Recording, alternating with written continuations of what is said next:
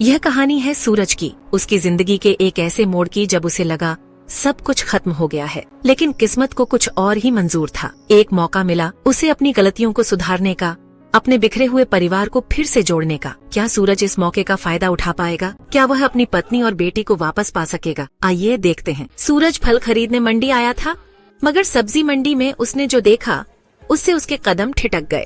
उसकी तलाकशुदा पत्नी रानी सड़क के किनारे एक चादर बिछाकर सब्जी बेच रही थी। सामने थोड़ी सी सब्जी रखी थी, कुछ आलू, ताजे टमाटर, थोड़ी सी हरी मिर्च, 4-5 नींबू और धब्बेदार फूल गोभी। एक लकड़ी की कैरेट में कुछ आम भी थे, जिनके ऊपर सूखी घास रखी थी। वह चुपचाप बैठी थी, आंखों में इंतजार था, लेकिन चेहरा थका हुआ और बुझा बुझा लग रहा था। सूरज को याद आया, रानी हमेशा कहा करती थी तुमसे 100 गुना अच्छा पति मिलेगा मुझे, मगर हकीकत में वो यहाँ अकेली सब्जी बेच रही थी। मन ही मन एक अजीब सी खुशी हुई उसे, मगर तभी एक और ख्याल आया, क्या सच में उसकी जिंदगी खराब हो गई है? सूरज अनजाने में उसकी तरफ बढ़ा, लेकिन अचानक रुमाल से अपना चेहरा ढक लिया। 8 सालों में वो काफी बदल चुका था, थोड़ा मोटा हो गया था, रंग भी साफ हो गया था, और सूट बूट में तो कोई भी उसे साहब समझ लेता। ऊपर से चेहरा ढका होने के कारण उसे पहचान पाना नामुमकिन था। वो धीरे धीरे उसके पास पहुंचा, अब वह साफ देख सकता था। रानी बहुत दुबली हो गई थी, चेहरा मुरझाया हुआ था, रंग भी पहले से ज्यादा सांवला लग रहा था। सूरज को शक हुआ कि शायद वो कोई और हो, मगर फिर उसकी नजर रानी के माथे के उस बड़े से तिल पर पड़ी, जिससे उसकी पहचान कभी नहीं बदली थी। रानी ने उम्मीद भरी आंखों से उसकी तरफ देखा और जल्दी से बोली, क्या चाहिए साहब? पास ही सब्जी बेच रही एक दूसरी महिला ने टोका, इसके पास तो बासी सब्जी है साहब, ताज़ा चाहिए तो इधर आ जाइए। रानी झट से बोली, बासी नहीं है साहब, बस धूप में थोड़ी मुरझा गई है, वरना आज सुबह ही खरीदी थी। सूरज को उसके चेहरे पर बेबसी और लाचारी साफ दिख रही थी। 6 साल उसने इसी औरत के साथ गुजारे थे। तलाक जरूर हुआ था, लेकिन उन 6 सालों में कुछ खूबसूरत लम्हे भी थे। वह बिना कुछ बोले आमों की कैरेट की ओर झुका और ऊपर से घास हटाकर आम देखने लगा। यह तो सच में खराब हो चुके हैं, उसने आमों को गौर से देखते हुए कहा। रानी अधीर होकर बोली, नहीं साहब, खराब नहीं हुए हैं, बस थोड़े से अलसाए हुए लग रहे हैं, एक खाकर देख लीजिए, अगर पसंद ना आए तो मत लीजिए। सूरज जाने लगा, मगर रानी की आवाज फिर आई, ले लो ना साहब, शाम का वक्त हो गया है, सस्ते लगा दूंगी। तभी रानी की जुबान से निकला, 2 दिन से बेटी की तबीयत खराब है, दुकान ठीक से नहीं लगा पा रही। सूरज का दिल धक से रह गया। उसकी प्यारी बेटी प्रीति, उसे आखिरी बार तलाक के वक्त देखा था, तब सिर्फ 4 साल की थी, अब तो 10 साल की हो गई होगी। रानी ने आम उठाकर उसकी तरफ बढ़ाया, मगर सूरज तो बेटी के ख्यालों में खो चुका था। वो जल्दी से बोला, सारे आम तोल दो। वो खुशी खुशी आम तोलने लगी। 8 किलो निकले, 100 रुपए किलो बेच रही थी, मगर आप पूरे ले रहे हैं तो 80 रुपए किलो में दे दूंगी, 640 रुपए। सूरज ने 500 के 2 नोट पकड़ाए और जाने लगा। रानी पीछे से पुकार उठी, रानी साहब 100 रुपए किलो के हिसाब से जोड़े तब भी 800 होते हैं, आपके 200 रुपए वापस लीजिए। सूरज ठिठक गया। रानी उठकर पास आई और उसकी हथेली पर नोट रख दिया। रानी, भीख नहीं चाहिए साहब, भीख ना मांगनी पड़े इसीलिए दुकान लगाई है। सूरज ने उसकी आंखों में देखा, कुछ देर चुप रहने के बाद बोला, स्यूआर एजे, तुम्हारा पति कुछ नहीं करता क्या? रानी हल्की मुस्कान के साथ बोली, रानी, पति से 8 साल पहले तलाक हो गया था साहब। सूरज चौंक गया। वो बिना कुछ बोले आगे बढ़ गया, लेकिन चलते चलते अचानक बोला, सूरज, तुम जैसी खुददार औरत के साथ तुम्हारे पति ने जरूर कुछ गलत किया होगा, तभी रिश्ता टूट गया। रानी पीछे से जवाब देती बोली, रानी, नहीं साहब, पति अच्छा था, बस दिन खराब थे। सूरज अब वहाँ रोक नहीं सका, तेजी से अपनी गाड़ी की तरफ बढ़ गया, लेकिन जाने से पहले मुड़कर देखा, रानी अपनी दुकान समेट रही थी। शायद उसकी आज की कमाई हो गई थी, इसलिए अंधेरा होने से पहले ही घर जा रही थी। सूरज का मन किया कि उसके पीछे जाए, यह देखने की वह कहाँ रहती है, और प्रीति को देखने की बेचैनी भी बढ़ गई थी। रानी ने तलाक के बाद किसी से शादी नहीं की, यह बात भी उसके दिल में खटक रही थी। रानी अपनी सब्जी के झोले को कंधे पर डालकर घर की ओर चल पड़ी। सूरज भी धीरे धीरे उसके पीछे हो लिया, काफी फासला बनाकर ताकि वह उसे देख ना पाए। उसके मन में एक ही सवाल गूंज रहा था, रानी कानपुर में कैसे आई? उसका घर तो गांव में था, वहाँ उसके 2 भाई थे, उन्होंने बहन को अकेला कैसे छोड़ दिया? लेकिन उसे एक तसल्ली जरूर हुई, रानी आज भी उसे बुरा नहीं मानती थी। सूरज धीरे धीरे चलते हुए भी खुद को भारी महसूस कर रहा था, आंखों में आंसू आ गए थे उसे। वो रात याद आई जब रानी ने कहा था, आप मेरे स्वाभिमान की रक्षा कर लेना जी, बाकी आपके साथ रहकर मैं सब कुछ सह लूंगी। लेकिन मैं उसकी इज्जत की रक्षा नहीं कर पाया था। सूरज के सामने उसकी भाभी रानी को अक्सर जलील करती थी, मगर वह चुपचाप खड़ा सुनता रहता था। रानी खुददार थी, बिना गलती के सर झुकाना उसे बिल्कुल पसंद नहीं था। एक दिन अपमान सहते सहते वो मायके चली गई। फिर सूरज ने भाभी की बातों में आकर उसे तलाक का नोटिस भेज दिया। ये उसकी सबसे बड़ी गलती थी। सूरज अपने भाई और भाभी की बहुत इज्जत करता था, इसलिए उसने पत्नी से ज्यादा भाभी पर भरोसा किया। 4 साल उसकी शादीशुदा जिंदगी बहुत अच्छी चली, लेकिन 5वें साल से झगड़े शुरू हो गए। रानी को सबसे ज्यादा तकलीफ तब होती थी जब भाभी किसी बात पर प्रीति को थप्पड़ जड़ देती थी। इस बात पर रोज झगड़े होते। रानी अलग होने का दबाव बना रही थी, मगर सूरज को यह बिल्कुल पसंद नहीं था।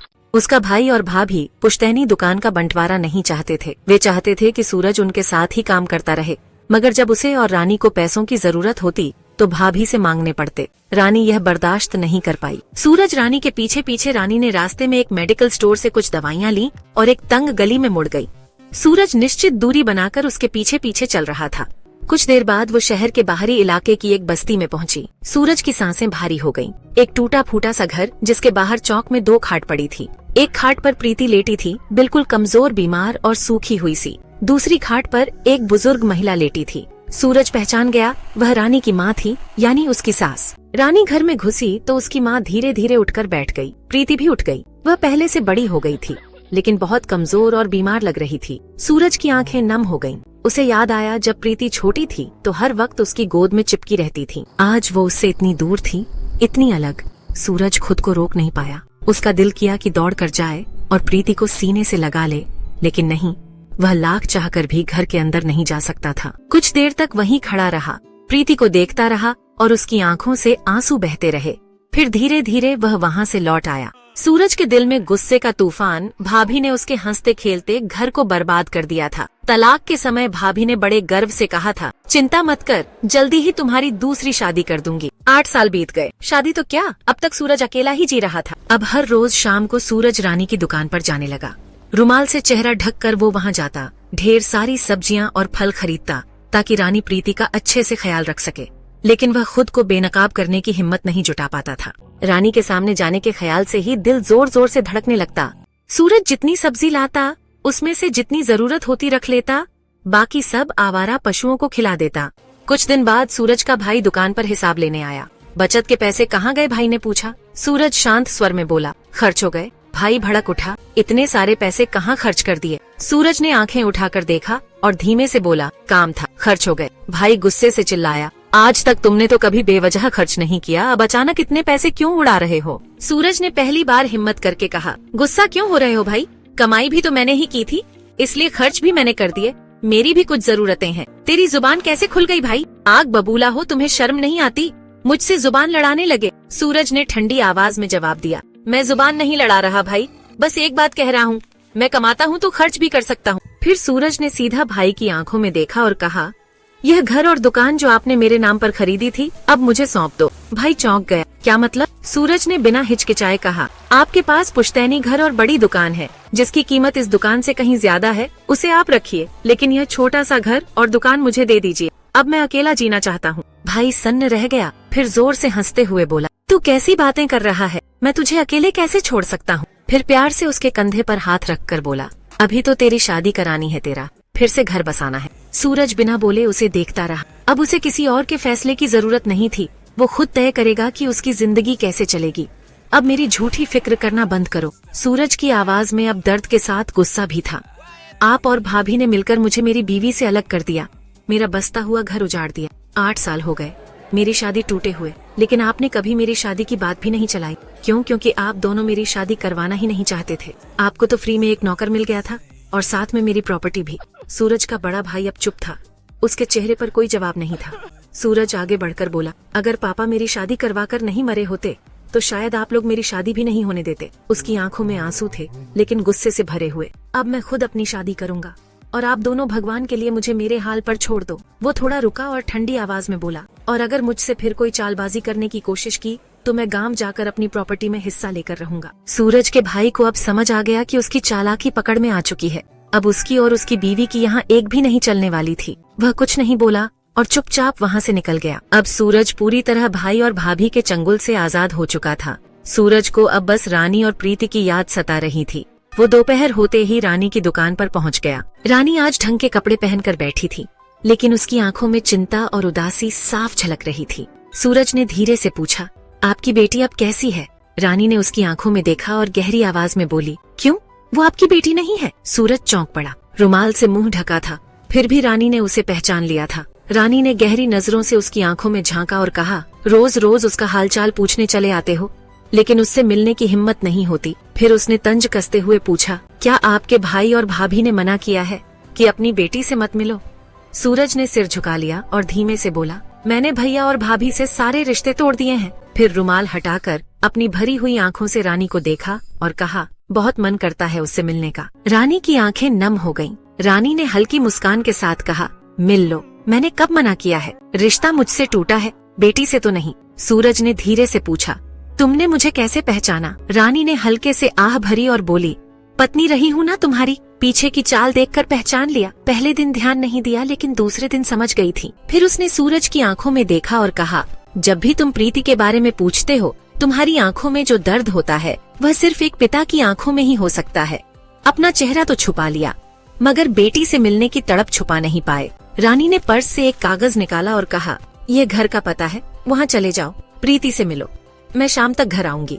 सूरज ने कागज नहीं लिया और धीमे से बोला, नहीं, तुम साथ चलो, तभी मैं उससे ठीक से बात कर पाऊंगा। उसकी आवाज कांप रही थी।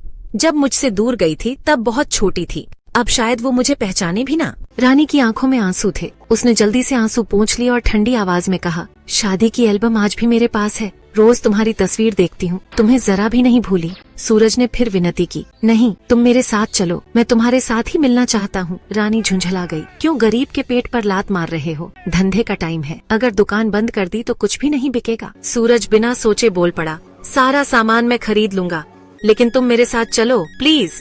रानी का दिल धड़क उठा। उसने तंज कसा, क्यों, तुम्हारी दूसरी पत्नी यहाँ आने से मना करती है क्या? सूरज की आंखों में दर्द छलक आया, मैंने दूसरी शादी नहीं की, न जाने क्यों। यह सुनकर रानी के दिल को थोड़ी राहत मिली। वो बिना कुछ कहे दुकान बाजू वाले को संभालने के लिए बोलकर सूरज के साथ गाड़ी में बैठ गई। रास्ते में रानी ने सूरज से पूछा, तुम इस शहर में क्या कर रहे हो? सूरज ने सारी कहानी सुना दी। अब मैं हमेशा के लिए यहीं रहूंगा, भाई भाभी से हमेशा के लिए रिश्ता तोड़ लिया है। रानी को सुनकर अजीब लगा। वह सोचने लगी, काश यह रिश्ता पहले टूट गया होता तो आज हम दोनों साथ होते, हमारा तलाक नहीं हुआ होता। थोड़ी देर बाद सूरज ने धीमे से पूछा, तुम यहाँ कैसे आई? रानी का चेहरा उतर गया। भैया और भाभियों के ऊपर बोझ बन गई थी। धीरे धीरे उसने अपनी दर्द भरी कहानी सुनाई। शुरू में सब ठीक था, लेकिन फिर असलियत सामने आने लगी। भाई पहले साथ था, लेकिन बाद में भाभियों की सुनने लगा। तुम्हें तो पता है, कुत्तों की तरह फेंकी हुई रोटियां मैं नहीं खा सकती थी। यह घर मेरे मामा का है, वे दिल्ली में रहते हैं, इसलिए माँ के पास इसकी चाबी थी, हम यहाँ रहने आ गए। सूरज का आखिरी सवाल। थोड़ी देर चुप रहने के बाद सूरज ने हिम्मत करके पूछा, एक बात कहूँ? रानी ने हल्की आवाज में कहा, क्या? सूरज ने डरते हुए पूछा, क्या आज भी मेरी याद आती है? रानी चुप रही। उसने अपना चेहरा दूसरी तरफ घुमा लिया। सूरज नहीं देख पाया। रानी की आंखों में आंसू आ गए थे। रानी बाहर देखते हुए बोली, अब किसी की याद नहीं आती, सुबह से शाम तक बस यही सोचती हूँ कि रोटी कैसे कमाऊं। सूरज ने जब रानी का जवाब सुना तो उसका दिल मायूस हो गया। रास्ते भर वह चुप ही रहा। रानी रास्ता बताती गई और वह गाड़ी चलाता रहा। उसे यह बताने की जरूरत ही नहीं पड़ी कि वह पहले भी इस गली में आ चुका है, छुप छुप कर अपनी बेटी की झलक देखने। जैसे ही घर के अंदर कदम रखा, सूरज का दिल अंदर से तड़प उठा। घर की हालत बहुत खराब थी। दीवारों का प्लास्टर झड़ चुका था, दरवाजे पुराने और जर्जर थे। रानी उसे अंदर ले गई। कमरे के पास पहुंचकर रानी बोली, प्रीति देखो कौन आया है। प्रीति अब ठीक हो चुकी थी। वो बाहर आई और सामने खड़े सूरज को टुकुर टुकुर देखने लगी। तभी रानी की माँ भी बाहर आ गई। प्रीति ने सूरज को देखा और तुरंत अपनी माँ से लिपट गई। रानी मुस्कुराकर बोली, डरो मत बेटा, यह तुम्हारे पापा है। प्रीति के मासूम होठ हिले। पापा? मगर यह गंदे पापा है, इन्होंने आपको बहुत रुलाया है। सूरज की आंखें भर आईं। जिस डर से वह अकेले नहीं आना चाहता था वही हुआ। उसने सास के पैर छूने की कोशिश की, लेकिन वो पीछे हट गई। दूर रहो हमसे, अब हमारा तुमसे कोई रिश्ता नहीं है। सूरज घुटनों के बल बैठ गया। उसकी आंखों में दर्द था। उसने कांपते हाथों से बेटी को अपनी बाहों में बुलाया, लेकिन प्रीति वहीं खड़ी रही। रानी ने उसकी पीठ थपथपाई। जाओ बेटा, पापा से मिलो। बस इतना सुनते ही प्रीति दौड़कर सूरज के गले लग गई। सूरज उसे कसकर भींच लिया। माफ कर दो मेरी गुड़िया, बहुत बड़ी गलती कर दी मैंने। वो भड़क पड़ा। फिर वो गाड़ी की ओर भागा और डिग्गी खोलते हुए बोला, देखो मैं तुम्हारे लिए क्या लाया हूँ। थैली में चॉकलेट, बिस्किट, खिलौने, कपड़े, हर चीज थी जिससे प्रीति खुश हो जाए। वो खिलखिलाने लगी। रानी चुपचाप खड़ी देख रही थी। उसका दिल जोर से धड़क रहा था। क्या इसमें मेरे लिए भी कुछ होगा? लेकिन जब थैली खाली हो गई तो उसकी आंखों में हल्की मायूसी उतर आई। प्रीति खुशी से उछल रही थी और रानी बस खामोश। जब लौटने लगे तो रानी कार में चुपचाप बैठ गई। सूरज ने हल्की मुस्कान के साथ कहा, एक बात पूछूं? क्या अगर तुम्हारे लिए कुछ लाता तो तुम लेती? रानी ने उसे तिरछी नजरों से देखा और फिर उदास होकर बोली, जब लाते तब देखते, अब छोड़ो यह सब। सूरज झट से बोला, लाया हूँ। रानी का दिल जोर जोर से धड़कने लगा। उसने अपनी बेचैनी छिपाते हुए कहा, लाओ, दे दो। अब इतने प्यार से लाए हो तो मना कैसे कर सकती हूँ? सूरज ने अपनी जेब से कुछ निकाला और अपनी मुट्ठी में छुपा लिया, फिर धीरे धीरे रानी के हाथ में रख दिया। जैसे ही रानी ने हाथ खोला, उसकी सांसें थम गई। वो एक मंगलसूत्र था। रानी स्तब्ध रह गई। सूरज ने गाड़ी किनारे रोक दी और कांपती आवाज में कहा, मना मत करना, नहीं तो मेरा दिल टूट जाएगा। रानी ने मंगलसूत्र को मुट्ठी में कसकर पकड़ लिया। उसकी आंखें नम हो गईं। सूरज की आवाज कांप रही थी, मैंने बहुत देर कर दी रानी, लेकिन अब तुम्हारा हाथ कभी नहीं छोड़ूंगा। हम फिर से नया संसार बसाएंगे, जहाँ प्रीति को अच्छी परवरिश मिलेगी, जहाँ अम्मा का बुढ़ापा सुकून से बीतेगा। रानी की आंखों में आंसू छलक पड़े। उसने मंगलसूत्र वापस करने के लिए हाथ बढ़ाया, लेकिन सूरज ने हाथ जोड़ लिए। रानी ने एक गहरी सांस ली और धीरे से बोली, अपने हाथों से पहना दो। सूरज की खुशी का ठिकाना नहीं रहा। कांपते हाथों से उसने मंगलसूत्र उठाया और रानी के गले में डाल दिया। रानी ने उसका हाथ थाम लिया और मुस्कुराकर कहा, अब दुकान नहीं जाना, अपने घर ले चलो। सूरज ने गाड़ी मोड़ी, प्रीति और अम्मा को अंदर बिठाया और खुशी खुशी अपने घर की ओर रवाना हो गया। आज वह मकान सच में एक घर बनने जा रहा था। अगर आपको कहानी पसंद आई है तो वीडियो को जरूर लाइक कीजिएगा और अपने दोस्तों के साथ भी शेयर कीजिएगा। और हाँ, अगर आपने अभी तक हमारे चैनल को सब्सक्राइब नहीं किया है तो जरूर सब्सक्राइब कर लें। मिलते हैं एक नई दिलचस्प कहानी के साथ। मुझ पर सदा अपना प्यार और स्नेह बनाए रखें। सभी को मेरा प्यार भरा नमस्कार। जय हिंद।